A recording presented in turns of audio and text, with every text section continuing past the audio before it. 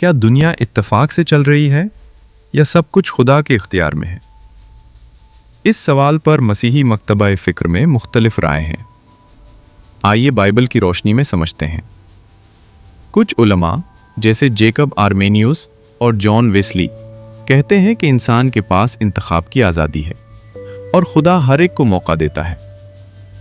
ये नज़रिया कहता है कि अगर हम ईमान का इंतखाब करें तो नजात मिलती है। यूहन्ना 3:16 कहता है, क्योंकि खुदा ने दुनिया से ऐसी मोहब्बत रखी कि उसने अपना इकलौता बेटा बख्श दिया, ताकि जो कोई उस पर ईमान लाए हलाक न हो बल्कि हमेशा की जिंदगी पाए। और पहला तीमुथियुस 2:4 कहता है, जो सब लोगों की नजात चाहता है और सबको सच्चाई तक पहुंचने की दावत देता है।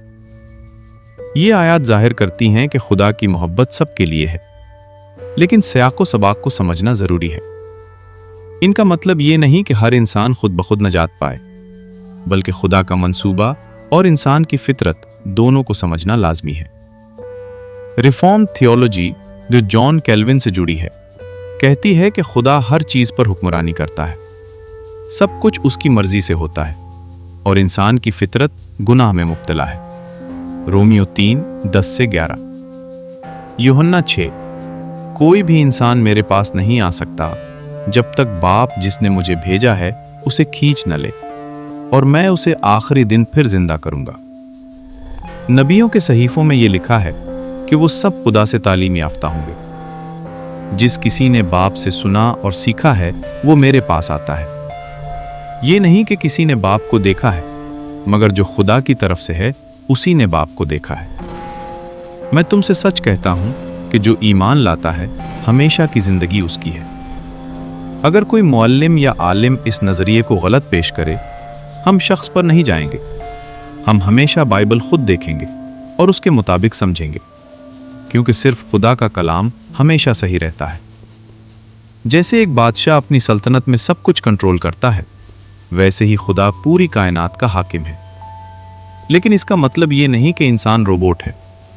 बाइबल इंसान के आमाल और खुदा के मंसूबे दोनों को साथ रखती है। हम खुदा के फैसले को पूरी तरह नहीं समझ सकते और ना ही हम खुदा के हक में उंगली उठा सकते हैं। खुदा ने सब कुछ अपने इख्तियार में रखा है ताकि कोई गुरूर ना करे या अपनी मर्जी से फख्र ना करे।